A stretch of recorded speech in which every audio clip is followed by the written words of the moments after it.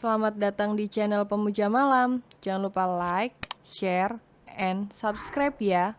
Terima kasih. Chapter 8. Si Gunung Salju.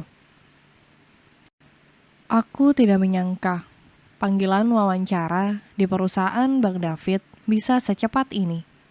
Sempat mengira-ngira jika ada peran darinya.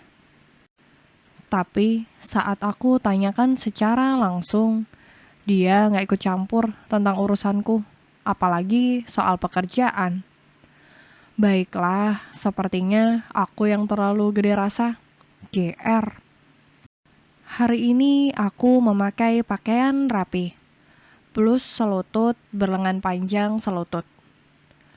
Aku memang tidak pede jika harus memakai pakaian yang terlalu terbuka. Malu. Seperti biasa, Bang David telah rapi. Pakaian kerjanya menambah ketampanannya yang sebenarnya telah paripurna. Dia seperti pangeran kahyangan saja. Kami sarapan dalam diam. Dia, lelaki tampan itu cukup minum teh dengan roti selai saja. Aku butuh asupan lebih, memilih makan nasi goreng kesukaan. Hari ini butuh tenaga ekstra menghadapi wawancara. Walaupun dulu pernah melaluinya, tetap saja gugup mendera. Perut terasa mulas. Mau kemana, Bang? Suamiku itu berdiri saat sarapannya belum habis.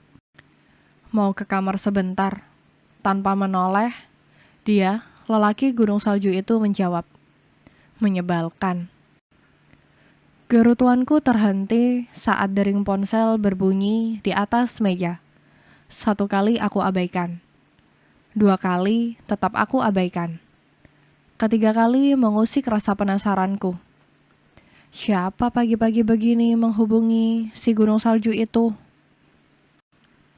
Aku berdiri, melihat ponselnya demi menjawab rasa penasaran. Chubby calling. Saat ingin menjawab panggilannya, terdengar langkah kaki yang aku yakin sebagai langkahnya si gunung salju. Segera aku duduk, pura-pura tidak tahu. Sambil menikmati sarapan, mataku melirik ke arah laki-laki itu. Dia berdiri, memegang ponselnya. Matanya melihat padaku. Hening sesaat. Sepertinya dia ragu untuk menjawab panggilan cabi tersebut. Ponsel itu berbunyi lagi. Nanti aku telepon. Lembut sekali suaranya. Sontak mataku membola. Tak pernah aku mendengar suara selembut itu. Saat berbicara padaku, ia selalu ketus dan dingin. Siapa sebenarnya si cabi itu? Siapa, Bang? Tanyaku hati-hati. Bukan siapa-siapa.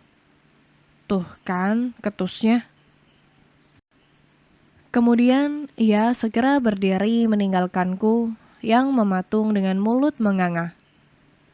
Seperti biasa, tanpa pamitan apalagi ritual salaman dan cium kening. Gunung salju itu pergi kerja tanpa kata. Sering aku berpikir, kenapa dia menikahiku? Menyedihkan. Sampai kapan aku bisa bertahan dengan pernikahan ini? Cinta yang menyesakan dada. Spontan aku mengambil ponsel, melihat kontak, mencari nama bos David, lalu merubahnya menjadi gunung salju. Sesungging senyum terbit di bibir. Aku bahagia. Suasana rumah telah sepi. Semua pembantu rumah ini mengerjakan pekerjaannya masing-masing. Biasanya jam segini aku akan ke ruang baca, membaca novel atau artikel-artikel. Tidak untuk hari ini.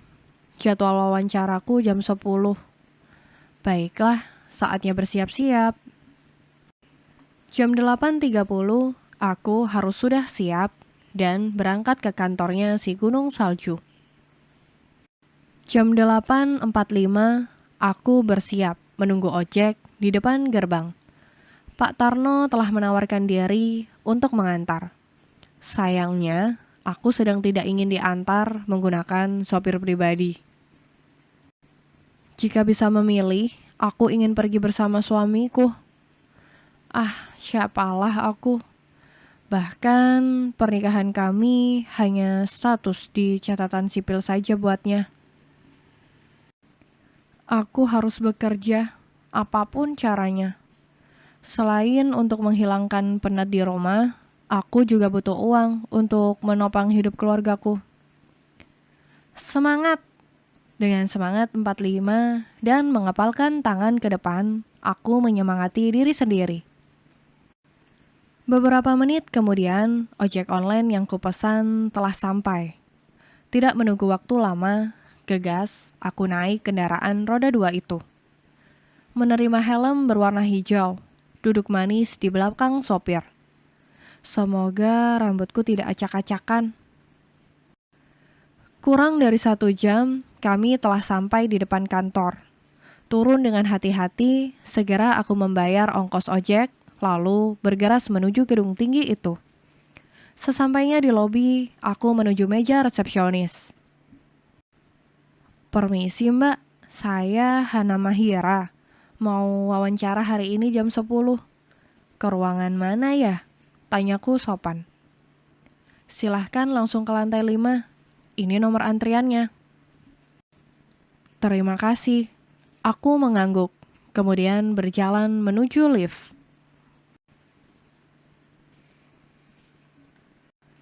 Akhirnya, giliran nomor urut 8 datang juga. Aku mendesah pelan, menyadari jika banyak yang ikut wawancara hari ini. Nyaliku ciut juga. Apalagi terdengar desas-desus jika orang-orang di dalam sangat menyeramkan. Terutama si bos. 7 orang sebelumku bahkan ada yang menangis ketakutan saat keluar ruangan itu. Bagaimana ini? Tarik nafas, hembuskan. Tarik nafas, hembuskan. Ada 3 orang di dalam. Seorang lelaki berjas bir navy bernama Pak Adrian, Direktur Keuangan. Di sebelahnya Bu Putri, manajer keuangan. Lalu di sebelahnya lagi ada Pak David, sang CEO. Aku membekap mulut, menyadari siapa yang duduk paling ujung. Dia, si gunung salju, suamiku. Sepertinya gunung salju juga kaget melihat kedatanganku. Sedetik kemudian, aku mengontrol diri, mengatur emosi agar tidak mencurigakan yang lain. Aku membungkuk hormat ketiga petinggi di hadapan. Mereka terlihat serius memandang ke arahku. Setelah perkenalan, aku segera duduk. Seperti sidang saja. Pak Adrian terlihat ramah. Dia selalu tersenyum saat bertanya padaku. Menanggapi jawabanku juga dengan senyum ramahnya. Sedangkan Bu Putri terlihat datar saja. Tidak ada ekspresi lebih yang ia tunjukkan. Bos David menatap tajam, mengintimidasi. Nyaliku ciut dibuatnya. Jantungku memompa tak beraturan menunggu pertanyaannya. Apa motivasimu ingin bekerja di sini? Dia bertanya dingin. Ingin selalu dekat denganmu, Bang? Tentu saja itu hanya dalam hati. Dasar bucin. Aku berdeham sebentar, kemudian menatap lekat netra elangnya. Saya butuh pekerjaan ini, Pak, untuk biaya hidup keluarga saya, menyekolahkan adik saya. Saya rasa perusahaan Arion ini memiliki penghargaan tinggi pada loyalitas karyawan, dan saya memiliki loyalitas itu. Kamu sudah menikah. Apa suamimu tidak cukup uang untuk memenuhi kebutuhanmu? Si gunung salju itu bertanya sinis. Saya rasa wawancara ini bukan menyangkut pertanyaan pribadi, Pak. Anda telah memasuki ranah pribadi saya. Aku menjawab tak kalah sinis. Berapa gaji yang kamu mau? Berapapun yang Anda kasih, jika tidak sesuai yang kamu harapkan, Anda akan malu karena perusahaan sebesar dan sejaya ini menggaji karyawannya dengan gaji kecil. Kamu yakin diterima bekerja di sini? Saya yakin, seyakin-yakinnya seperti saat saya berangkat ke sini. Naik apa kamu ke sini? Ojek motor. Apa? Mata Bang David melotot. Dia seperti tidak suka dengan jawaban terakhirku. Apa kamu tidak punya mobil? Tidak punya, Pak. Saya bukan orang kaya. Kalaupun suami saya kaya, saya tidak ingin memanfaatkannya. Lagi pula, ini pekerjaan saya. Bang David melirik ke arah samping, seperti memberi kode pada mereka. Baiklah Hana, besok langsung datang ke sini. Kamu diterima bekerja di sini.